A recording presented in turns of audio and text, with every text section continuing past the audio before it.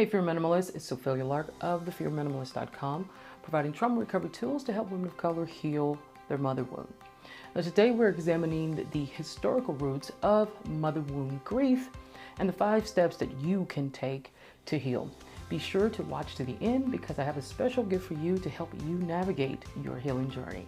For the best trauma recovery tips, tools, and strategies, be sure to hit that subscribe button and click the notification bell so that you'll be the first to know when I upload new content every single week.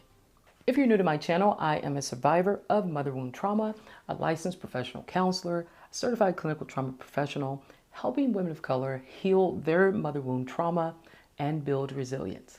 So whenever we talk about Black grief, especially in the United States, we have to start with the residual effects of historical racism and injustice that play into how the Black community in general expresses grief. Of course, we're not monolithic. We don't all express grief in exactly the same way, particularly in the Black community, because there are different ethnic groups within the Black community. A lot of people just think of African Americans because generally that's what you hear when people talk about Black people. But there are various groups of Black people in the United States, different ethnic groups. You know, you have your Trinidadians, your Bajans, your Dominicans, your Haitians. Those are different ethnic groups. And so there are traditionally ways that, we express grief that are noticeably different from each other. But the commonality is that Black grief is noticeably different from white grief, due to the historical effects of racism, injustice, oppression. And so you have to start with that foundation because it provides a historical context of why we grieve the way that we do. So grief from the perspective of the mother wound can actually be linked to the emotional detachment and suffering within the attachment system between mother and child.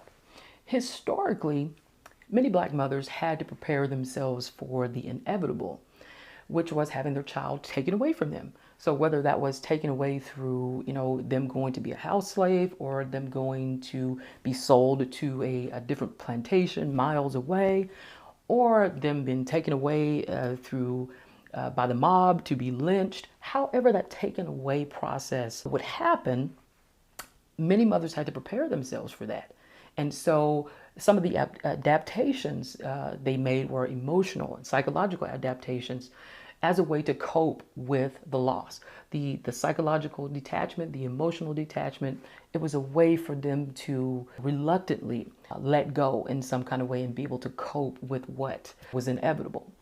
And so over time, the behaviors, the reasons for these behaviors lost its context, but the behaviors continue.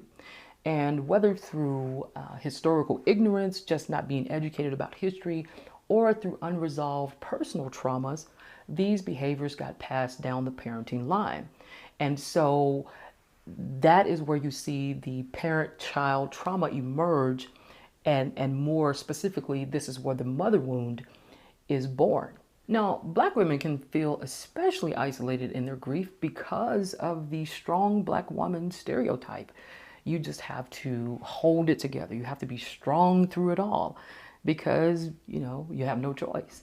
There was a recent example of this exact thing that I'm talking about in terms of the strong Black woman stereotype as a family in Houston, Texas.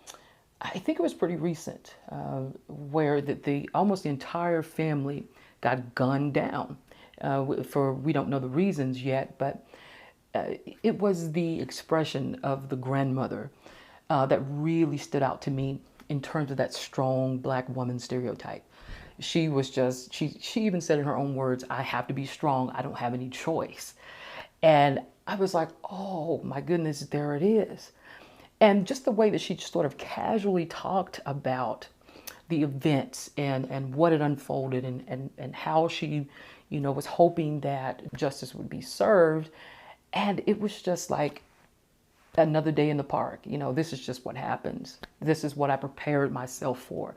I prepared myself for the inevitable. And so that emotional disconnect and that detachment from what had happened was a way of coping with the loss. So those vestiges, those historical, the residual effects of historical racism, of historical injustice, can be seen even today in contemporary society. So you're not just dealing with a personal grief, but you're also dealing with unresolved historical grief that has been passed down through the generations, particularly through our parents and a lot of times through our mothers. And so the wound is not just personal, it is also historical. All right, guys, so what do you think so far? Is this making sense to you? Is something about it resonating? Are you going, oh yeah, now I kind of get it. I can connect the dots. Drop a comment below to let me know what you think. So how do you heal and move forward from mother wound grief? Well, for women of color, Black women in particular, the moving forward requires a culturally relevant grief process that takes into account historical racism, historical trauma, historical grief.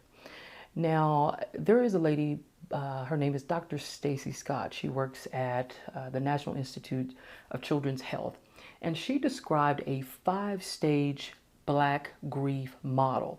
And it starts by acknowledging Black grief and its inextricable link to historical racism. And then once you acknowledge that those two things are linked, then we can disrupt the Eurocentric position, which primarily sees grief as a psychological condition that exists along this sort of linear continuum where there is it's almost like a story, a beginning, a middle, and an end. So, you start, you're in distress, you just recently experienced a loss. So that's the beginning. Then you start doing the work and you start understanding the fears and what you're up against and how you cope and, your grief rights and all those kinds of things. And then there's the end, you're healed, and it's like, hopefully that works out, because if it doesn't now, grief is a pathology that's in need of therapy and medication, and hopefully that works too, because you're supposed to be healed by now. What's wrong with you? But that is not typically how Black people seek healing or seek to grieve and to go through the mourning process when they experience a loss. And so it's not just this psychological condition, it's more about of course, the foundation is the historical, but also it's a social, relational, and also spiritual loss. And so the approach is relatively different. Although the Elizabeth Kubler-Ross's 5-stage grief model could work, it helps you to understand, sort of in a nutshell, the grief process. But it does follow that Eurocentric perspective, of course. And so the goal is to reduce emotional suffering.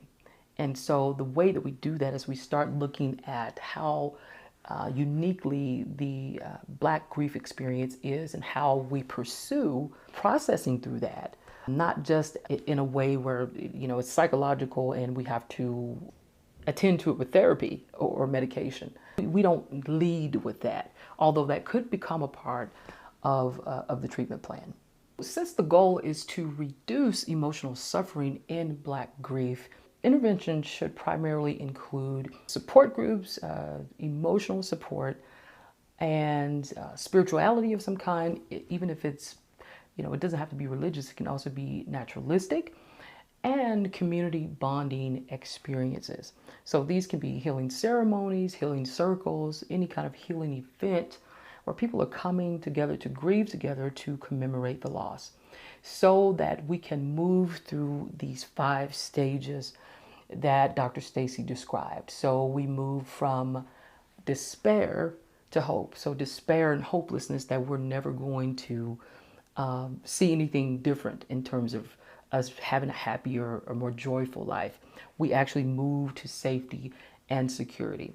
We move from self-blame, blaming ourselves for things that is, it's not for us to hold that blame.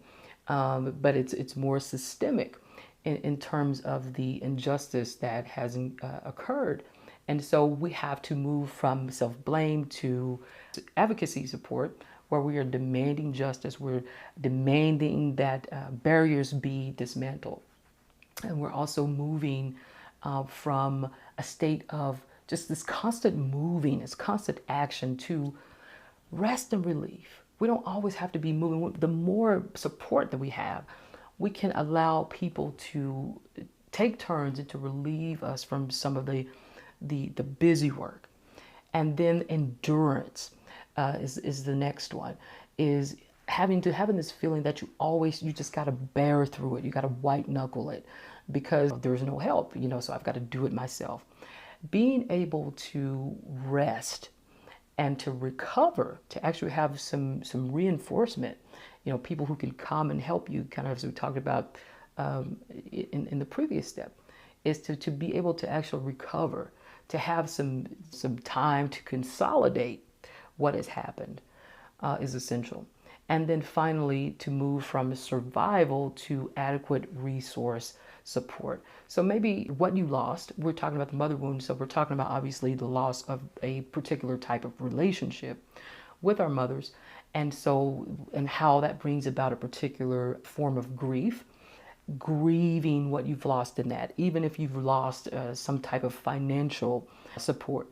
Being able to lean on support where you're able to have access to your own independence and not necessarily rely on somebody else for your survival. So you're not just surviving, but you're actually thriving.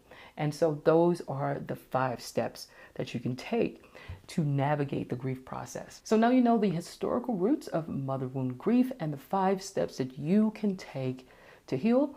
And if you're looking for a particular step-by-step process to help you process your unique grief experience, be sure to download my free Working Through Personal Grief protocol that you can find by clicking the link below. Okay, and be sure to connect with me on Instagram and Facebook to carry on the conversation in even more depth about the mother wound, and maybe there's some topics that you want to discuss, some things that you want to hear, maybe see me make a video on. Be sure to hit me up and we will continue the conversation there. Okay, well, that will do it for today, guys. If you liked this video, hit the like button below, share with your friends, drop a comment to let me know what was your biggest takeaway, what are you going to take home and implement today in this video. And last but not least, be sure to subscribe by hitting the subscribe button. Click that notification bell so that you'll be the first to know when I upload new content every single week. And last but not least, remember that the sun is going to rise and shine bright tomorrow. The question is, are you going to rise with it and allow your best self to shine? I hope you do, and I will see you next week. Bye.